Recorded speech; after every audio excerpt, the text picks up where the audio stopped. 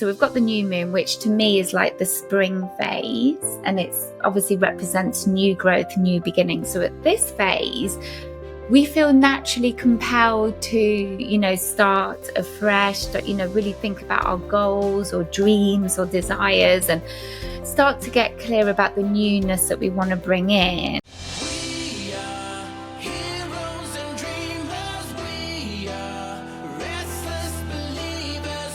Zoe, I'm so grateful for your time. Thank you so much for being here today and welcome to my podcast. Oh, it's really lovely to be here as well. Thank you, Hannah. I'm so happy to. Also for selfish reasons, like I told you in the pre-interview, that I love to work with the moon and I love to get to know more about it. And you are teaching people how to live in alignment with the cosmic energies, the moon, the earth. And my first question would be like, how do those things affect us?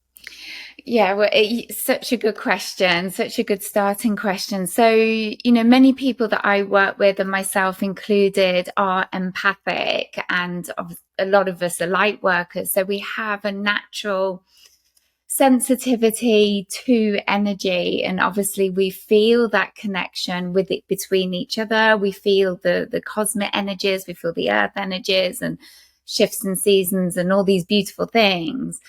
And obviously the moon, I mean, for me personally, I feel the moon is one of our biggest cosmic influences. And obviously I call her a she. I refer to her as a she for some reason, but she's a constant, obviously, and she's the cycles are really short compared to other planetary retrogrades. So the cycle's about 29 days. So we're constantly being impacted by that, whether we're conscious of that or not. And, my kind of work is to attune to those cycles and have that understanding so that we can really start to harness those energies for things like clarity, releasing, manifestation, all those lovely things. Incredible. Is the moon especially powerful because we are made out of like 70%, I think, of us is water. And, we all see at the sea that like with the tides and the flow, like therefore, like naturally the moon has a huge impact on water. Yeah. Is that the reason why the moon has such a tremendous effect on us humans, or are there other reasons as well? Yeah, I feel primarily it is to do because we hold a lot of water, and obviously water is a natural element that surrounds us, but obviously we are, that's a big component of us. And as we know, the moon governs the tides and the orbit and the, all sorts of things. So, yeah, I would feel that that's why it's the biggest influencer, but also just energetically, we are bathing in that constantly. So what I've discovered for myself is the more conscious I am of that energetic influence, the more receptive I become to those energies as well. So I feel that everybody is impacted, but I feel that if we are more consciously aware of that, the deeper the impact. And, if you look back in literature, and just our words like lunatic and, there's so many kind of literary pieces and things like that are very linked to the moon. There's always been an obsession almost with that beautiful energy that we can pretty much see all of the time and feel all of the time. And also there's been a lot of studies around that. So at the times of the full moon and new moon as well, these are really potent periods in the lunar cycle. Studies have shown that there's a lot more accidents, for example, or A&E, like accident and emergency admissions in hospitals, particularly at the time of the full moon. I used to be a teacher as well in schools, and at the full moon, the kids would go crazy, animals go a bit loopy. So it's very amplifying energy, and we can feel that. And I don't know whether most people, but a lot of people are aware of that. Whether they have that kind of more spiritual understanding around it or want, or that desire to be more connected is obviously a personal choice. But I feel we all feel it on a certain level for sure. Beautiful. So if we look at a lunar cycle, like what energies are very potent at the full moon? What energies are rather very dominant at the new moon? How does the lunar cycle affect us? And how can we use it to manifest our dreams, let go of whatever weighs Mm. us down, and just tap into a full potential? Oh, I love that question. So I'm not going to kind of blind you with like loads of detail, but there are eight phases to the moon cycle. And as I said, this cycle will last about 28 to 29 days. And for the purposes of what I do and the attunement to lunar vibrations, I like to focus on two, if not four phases of that cycle. So I liken them to the seasons, and that's how in my brain I've understood it a lot more. So if we start with the new moon, which is coming up, actually, we're coming towards that. This will be Saturday or Sunday of this week. I don't know when this recording's going out, but so we've got the new moon, which to me is like the spring phase, and it's obviously represents new growth, new beginnings. So at this phase, we feel naturally compelled to, start afresh, really think about our goals or dreams or desires and start to get clear about the newness that we want to bring in. Okay. And then we move, not in terms of the actual lunar cycle, the physical lunar cycle, but for me, we then look at the full moon. Okay. And that's like the summer phase. So summer season. This is when we have the most amount of moonlight. So we have the most amount of energy generally. And we're very creative. It's a very creative time. We're also looking at starting to release what's not serving us. Okay. And then the moon starts to wane. We go into the autumn phase. We're starting to look at what's, more and more what's not working. Depending how our couple of weeks have gone, we may be feeling frustrated. We may be feeling really buoyed up by everything. We may be celebrating. And then we move into the winter phase, which is like the dark moon. So we have the least amount of light. And that's when we have the least amount of energy we're going within. It's more of the feminine, divine feminine energy. It's very inward, quiet, stilling time. And we're shedding, we're getting rid of, well, this is what we're being driven to do. We're getting rid of the things that no longer serve us, the thoughts, the feelings, the habits, and and this just repeats. It repeats every 28, 29 days. So it's like we've got so many opportunities regularly, cyclically, to do our clearing and clarity, releasing and manifestation work. So if we're going to resume it, because I do moon gatherings where I have women come to me. So we often focus just on the new moon and the full moon. So we do our intention setting at the new moon. And at the full moon, we're celebrating our wins, we're getting clarity, and we're releasing. And that's how we work with it. But when we know how to flow with that, it's really powerful in terms of manifestation and clarity. Yeah. Yeah. I can absolutely say this is right for me as well. Like I started, I think a year ago, to really like every new moon and every full moon to do a short little ritual, Yeah. a little ceremony, depending on what time it is. If it's like a Saturday, I have a little bit more time, or if it's during the week, it's rather short. And I feel like within the last year, so much magical things started to happen. And the more I sync with it and the more I like flow with the cycle of the moon, the more like magic happens and unfolds in my life. So I am obsessed with that topic to learn more about it. That's why I'm so grateful for you to be here. Yeah. So, what Sorry, Hannah. like, yes? No, I was just saying she is so captivating. I totally agree with it. It's very magical, isn't it? Yeah. Absolutely, absolutely. And it's things, like I don't know how much you know about the history of people like working with the moon, but isn't that something that people do since thousands of Yeah. years? Yeah, totally. I mean, you know, if you look at the ancients, you've got things like the red tents, moon lodges. You've probably heard of those things where, you know, the women and the daughters would gather in these kind of tents away from the community, and the men would be very honoring. And I believe it still goes on. These are practices that still go on today. You know, the men and the elders would kind of look after the community, and the women would gather at the time of their bleed.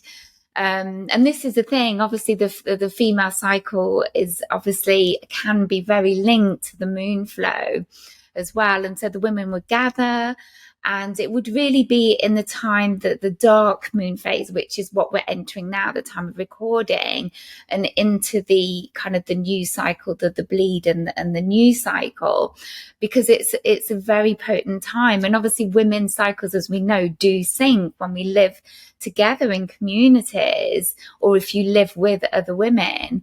They do sing, don't they? And so at these potent times, particularly the dark to the new moon and the full moon, you know, we if you are open to this and you have these spiritual practices and you honor and you attune to the moon, you do start to get visions, you start to get messages. You have so much more clarity over these times. So this is why the ancients would gather, they'd get the visions, they'd get the downloads, and then they'd come back into the community and they'd be able to say, look, this is where the buffalo are, or, you know, we need to move in this direction. And, you know, they'd often be nomadic, so that, you know, they would be so honoring and, you know, listen to these women and their wisdom. And I just love that. I want to go and live in a red tent somewhere. I think it would be beautiful. But this is why I felt so passionate about gathering women, because magic happens, you know, and women come together. It's incredible. So this is what I really felt a lot of my purpose lies in that. I fully understand. And I think it's such an important job. So thank you so much for doing that. Yeah, you're So welcome. when you're gathering people, like when you're gathering women, you're mostly focusing on women, right? And you're making like on the full moon or on the new moon certain ceremonies, certain rituals. What are things that everybody who's watching or listening right now could do at the full moon, and what could we do at the new moon Yeah. to kind of like embrace those energies and to amplify them? Yeah, so it's, you know, it's always personal, and I feel everyone brings their own flavor to it. So I've always done things like, or with the women, that I have an online community as well. So what we do is we do what I love is Lunar. I call it Lunar questing, where I kind of channel through these poignant questions. I know what my, you know, I always get guidance in the week, the lead up before, like say with from clients or something I've personally found challenging. I always look at the moon and which constellation it's going through, you know, whether it's in Leo, Gemini. So I know how we're going to get inspired, how we're going to feel called. We've had a lot of Gemini energy. We've been in Gemini season. So there's been a lot of need for people to have deeper connections. And it's so interesting because a lot of my clients come to me and they're feeling lonely, or, you know, it's all that kind of thing. And I know it's the influences, it's the cosmic influences. So a lot of the questions that I do at the new moon and the full moon will be around the challenges and the downloads that I've had, so that people can get the clarity that they need to move forward. So we do a big part of what we do is we just get our journals out, and I also use like I have a lunar questing specifically for that, so they can write down things there. We share because it's that kind of community that really helps people. You know, sharing is and that vibration really helps people as well. If they come to the gathering in person, we go out, we have a fire pit, and we put our new moon intentions in the fire. I like to work with fire a lot. You could do the same, I suppose, with water. You could do something like that. But I like to put ours in the fire with intention. You know, as these are my intentions for this lunar cycle. So we do that at the new moon. I run a bit of energy. Sometimes we do crystal grids as well. We use crystals, and we kind of in a particular formation, we run energy. And the full moon, it's more about celebrating, talking about our wins, getting clarity as well. What is it we want to let go of? And again, we write that down on a piece of paper, pop it in the fire. So it's just kind of a whole blend of things. But one thing that's been really, really game changing for me personally is just those daily practices of journaling, running a bit of energy, connecting to the kind of energy, the energy that's all around us, like, for expansion, all of those little things and that kind of regular daily practice has really helped to shift me and move me forwards. Yeah. So that's like, I love to burn stuff on full moon. Like, I love to burn all my, like, every belief that I want to let go, everything, like every unhealthy habit, all these things. I love to like just journal them all out, and then I burn them. And to do that at the full moon, just for me, is such a powerful ritual to just let go of an older version of me that no longer serves me. So thank you so much for sharing. You're welcome. Have you always had this connection to the moon and to spirituality, or was that something you build up over time, the older you got, like over interest, or? Oh, that's such a good question. So I had a really interesting childhood in that I was obviously, in like all of us, born very open, very psychically aware, which I understand now. As a child, I used to get very activated when I went to my granddad's house, and I used to see people, not as people, beings at the bottom of my bed that I could hear them. And I realize now there were some sort of light beings or something, and it just used to really annoy me because it would wake me up and I couldn't sleep. So I had all of that going on. I was obviously a massive empath.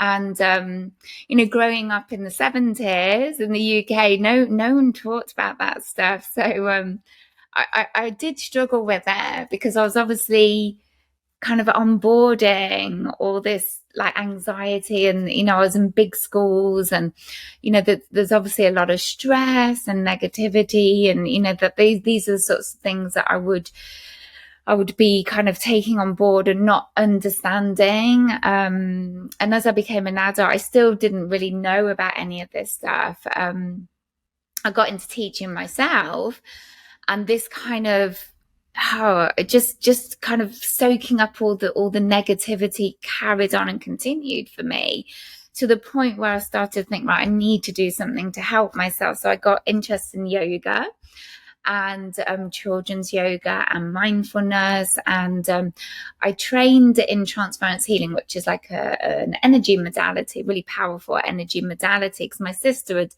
trained in it, and I thought, I'm going to try that. And it was just really for friends and family. And so I was kind of doing that at the same time. And then in the school that I worked at, we had a lot of children that were either anxious or school refusing.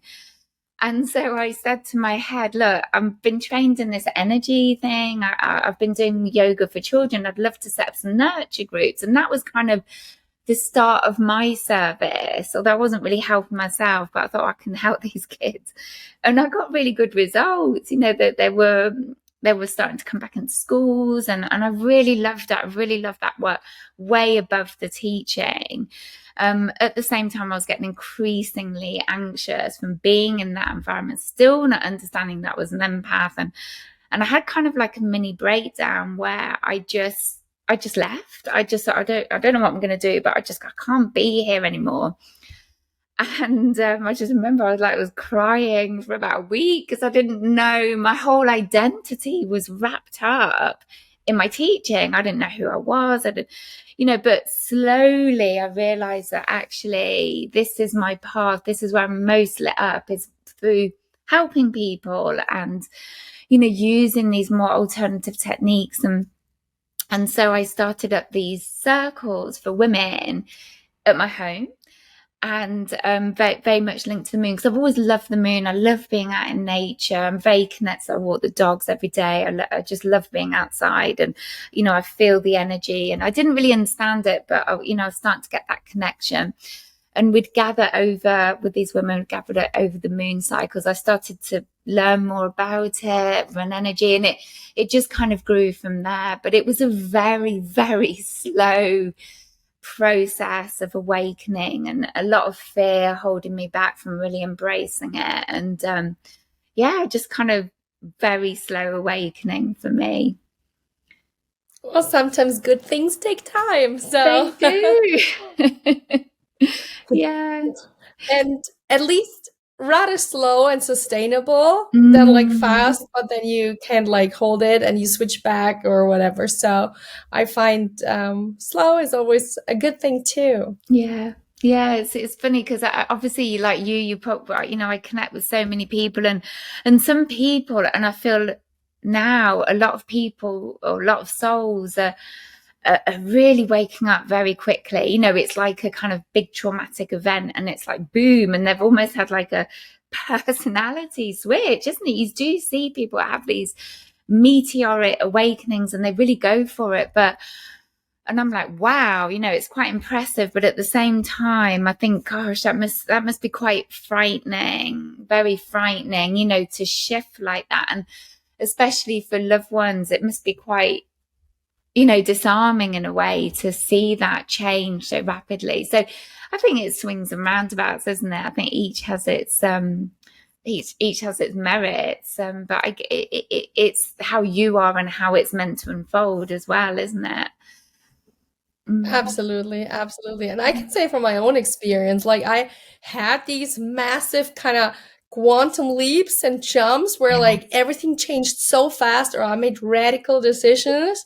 And that changed a lot. But then also there were these times where I felt at the moment like nothing is happening, nothing is changing. I'm working so hard on Mm. myself. I'm really trying to become the version of myself that I want to be, and so on. And Mm. I felt nothing went on, but I kept making like small changes and small rituals and small, like as said, ceremonies of letting go certain things. And now looking back, like within 1 year, 2 year, Yeah. 3 years, there's so much that changed. We just sometimes can't see it in the moment. Mm. Yeah, no, I know what you mean. And you do get frustrated because, like you say, you're so, in a way, we're very committed, aren't we? And we're dedicated, and we know that we are of service, through our light work. But I've realized, for me personally, what I found the hardest is often where our gifts lie. For me, my journey has been very much about stepping into my power, claiming who I am. And this is where it lies, because ultimately I help women to discover their soul purpose through the attunement of the cosmic cycles and the moon cycles. And for me, that ultimately that's the end game, because that's, we're all feeling our calling, right? Whether we're conscious of that or not. So it's but yeah, I mean, I totally get the challenges because for me it was really hard. I mean, still can, I still obviously get caught up in that, and the doubt and the fear and all those lovely things. Yeah. I know, I understand so much. Mm. How else can the cosmic cycles, like not only the moon, but truly like also, you said also the earth cycles, how else can they support us to tap into our full power and to really step into the person that we want to be? Yeah, I love that question. So let's look at the seasonal cycles first of all. So we have, I mean, obviously, I know your listeners will have heard of the divine feminine, divine masculine energies, and they're very linked with these. So in the spring and summer months, like with the dark moon, new moon, and full moon phases, we're very linked with the masculine energy. So it's a very outward action taking energy. So we're really sort of starting to get inspiration, we're getting guidance, and we, we're feeling called and pushed to take action. And we have to take action. We can't, I feel there's a big sometimes a big misconception around spiritual growth. And, you know, there's a lot of, oh, well, if it feels like we're in the flow, then it's right. And, you know, things will come to us. And it doesn't work like that. We have to take action, obviously, as well, but we want it to be inspired. So sort of the spring, summer, we you know, things are starting to waken. We have more energy, we have more light. So we're more outward, we're more sociable. So this is a really good time to be taking action. You know, we'll be pushed to do that, and we'll have the energy, hopefully, to do that. Obviously, we've got our own personal stuff going on. And then in the autumn, winter, we move into a more inwards, feminine, the divine feminine energy. So this is when if you think about it, in winter, although it can be very sociable, often we don't want to go out, do we? I don't know. I feel like that. And it really goes against the grain. So we spend a lot of time, it's like hibernation mode where, you know, we're inwards, we're getting clarity, we're getting inspiration. And, you know, we're like, oh yeah, I'd like to shift that. I'd like to change that in my life. And then obviously spring, summer comes again, and we have more energy. But obviously we have shifts, the cycles within cycles, because obviously we have the lunar cycles within that, you know, with a change of energy within that. But for me, you know, leading with that soul, you know, being soul led and getting the inspiration, and then taking the action around that is a really beautiful way to be. You know, this is where you get very conscious of what you're doing. You become more of a cyclical liver, you know, if you're moving and flowing with the seasons. So we've got all that going on. And then obviously we've got cosmic cycles. So things like the solstices, the equinoxes. We've got summer solstice. For those of you in the Northern Hemisphere, we have the summer solstice next Wednesday.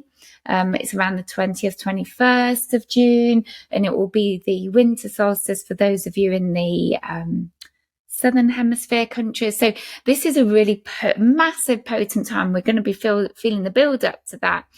So this is a really good time to, you know, connect with nature again. It's new beginnings on a whole. It's more on a soul level, a spiritual level. It really represents our spiritual growth, you know, being deeply connected to our soul self. So, you know, you'll have opportunities to do that. And the more you're aware and conscious of these key dates, the more you'll be impacted by that. You might want to do a fire ceremony at home, or do more journaling or meditation, or, you know, whatever floats your boat. It's always personal, isn't it? Obviously we have the winter solstice, the equinoxes, which are in between those dates. And again, these are real power periods. We also have planetary retrogrades, you know.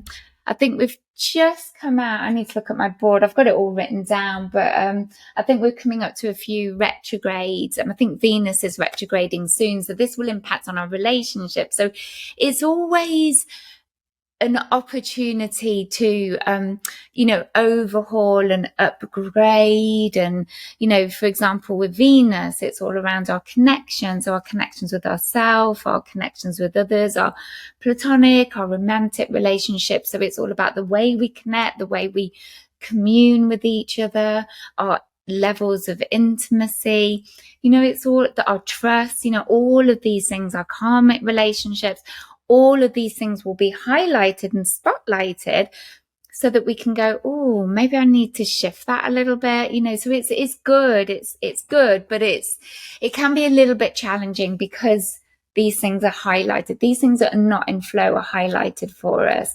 So you've got all of these planetary retrogrades. You've got things like eclipses. So we had a big eclipse season. I think it was March, April time. Eclipses bring very chaotic clearing energy. So it's, you know, we have a lot of rapid shifting, and, you know, so there's just all these things going on. The weather as well brings the elements, you know, we had a massive hailstorm yesterday. We had loads of sunshine. It was really warm. And, you know, like very typical British weather, we had these huge hailstones that suddenly came. And for me, it's very clearing energy. So I like to be out in it if I can. And, you know, just absorb the elements and feel that energy and what it's doing to me. So it's just, it's about knowing about these things, but understanding how they impact on us, but also connecting and being receptive to it so that we can really harness that for ourselves. Fascinating. I'm always somebody who's questioning everything. Like did you sometimes think about how much astrology is something like, and I'm not talking about the daily horoscopes in the newspaper that today you're gonna have a bad day, and then I'm reading that, and then naturally I'm having a bad day because, I just read it. I'm talking like also in the bigger things, kind of. There are, for example, I got from my mom when I was, I don't know, a teenager or something, I got a horoscope describing I'm like a Virgo, and then my ascendant, we say in German, ascendant, I don't know the English word, is a Leo. And I read this, and back then I thought, oh yeah, my mom with her boohoo spiritual stuff, and I was not at all like with this woo-woo stuff. I was not connected. And I remember reading this, and it was like a description of myself. It was like my best friend would describe me. And I'm sometimes thinking, how much are these things kind of self-fulfilling prophecies? Because if somebody says all the time, oh yeah, you're a Virgo, you're very organized, or, whatever the adjectives are, then naturally I start to take, our identity is like our biggest kind of like building blocks of our personality and who we are, and like based on that come our habits, our beliefs, and so on. But like the core of it is our identity, or how much really our personality is shaped, kind of like the core of us is shaped by astrology. Like I'm very often thinking about things like this. What are your thoughts about that? That's really interesting. Yeah, I mean, I think it's really important to question, isn't it, Hannah? Definitely. I mean, I don't class myself as an astrologist, but I kind of brush with it because obviously the moon goes through the constellation. So each moon has a new flavor to it, and I feel it, and I don't necessarily know what the next new moon is going to be in, which constellation. And then the week before, I find out because obviously I'm doing my moon gatherings or whatever. And then I'm like, oh my God, yeah, that makes sense. So I see it the other way around. I don't seek the information first. I feel into what's going on for me. And then I'm like, right, I need to know what the moon's in. And then it's like, oh, okay, that makes sense. So I know I'm not getting influenced by the information that I'm reading, because you could find out all the moons and the constellations well before time, obviously, that they hit. So yeah, there's definitely a trend. I can feel it, because I like to feel the energy first. I don't want to find out the information. I'm just more of a feeler, if you see what I mean. Definitely with the traits, because obviously we're born under certain constellations and positions of constellations and planets at the time of our birth, and I see those influences. I've never read about them, but when I read about Gemini, which is my birth sign, and my deepest core wounding is in Aries, my Chiron, oh my God, it just explains everything that I suspected about myself. So yeah, I've gone at it at a different approach, and I can definitely see it. And it just helps. It helps to understand your challenges and the way you tick and some of your traits. But, like you say as well, gosh, there are so many influences. I just don't know whether one person could absolutely hold all of it. I think that we resonate with whatever feels right for us, and I feel that's really important, that we all find our own way within it, and knowing that we have free will within it anyway. I mean, you could go to a card reading and they'll say, well, this and this is going to happen, but we have free will within that anyway, so we could do whatever and do something totally different. We may still get the same lessons differently later on down the line, but we always have free will within that. So yeah, that's kind of my take.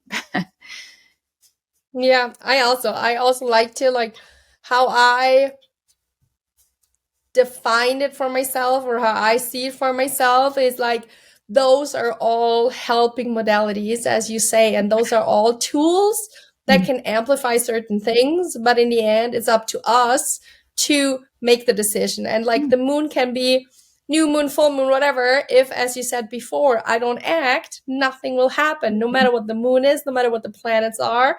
But if I act in alignment with the universe, I can just use cosmic energies to amplify my actions. So I love that take from you. Yeah, absolutely. And to me, it's just helped me. In a way, I don't like religiously. I mean, obviously, because I'm moon gathering and I have women that come to me, I do my inner work then.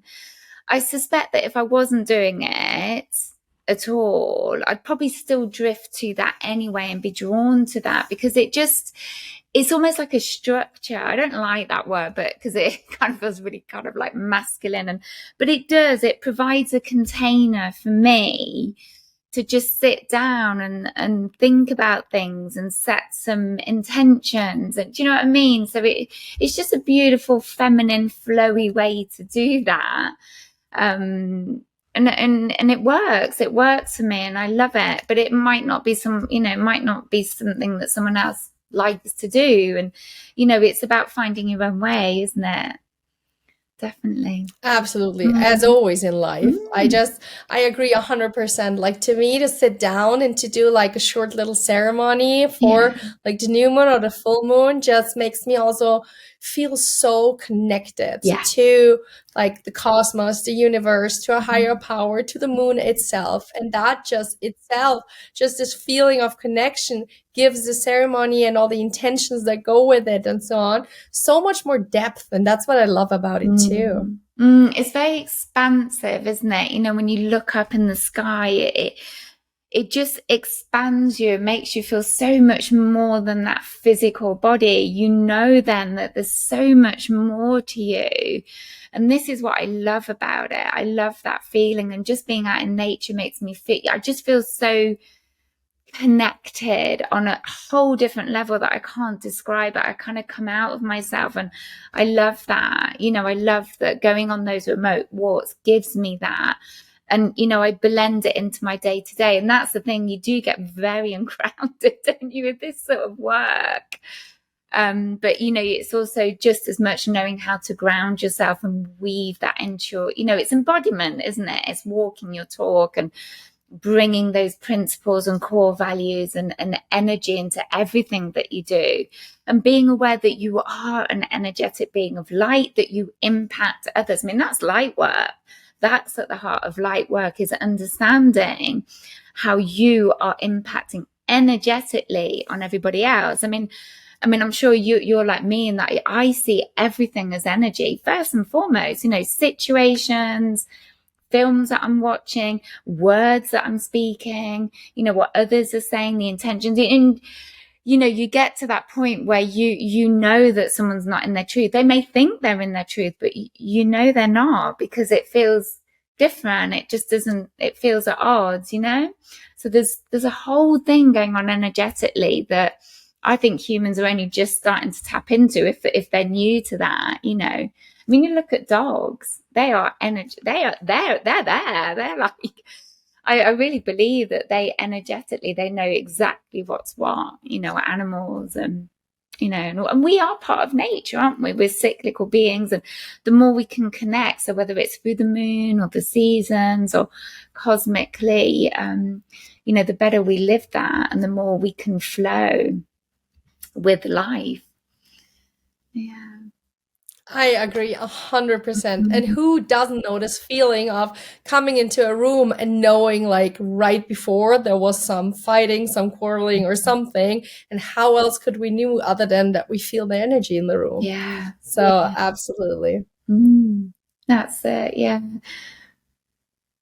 So for everybody watching or listening who now got super interested in working with the moon, in manifesting with the moon, or letting go, depending on whatever is going on in that person's life / what the moon is allowing us to do right now, or like amplifying, how can we get in touch with you? How can we work with you? How can we join your cycles? Thank you, my love. So the best place is Instagram, because everything's there. So that's Lunar Lightworker, all in one word. And I also have a podcast. So it's the Lunar Lightworker podcast. And I have an online membership for, obviously, because we're global, aren't we now? So that's the Lunar Lightworker membership. And this really is for moon gathering online. So we meet at the full and new moons, and we do everything that we've just talked about, together. So yeah. Beautiful, beautiful. I will link everything in the show notes so everybody can easily click on it. And Zoe, I want to thank you from the bottom of my heart. This was such a beautiful conversation, so interesting, so fascinating.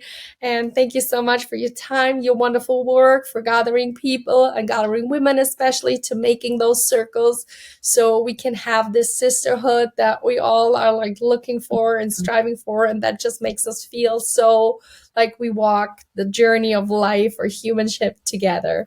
So thank you so much. Thank you, Hannah. It's been so lovely to chat with you today.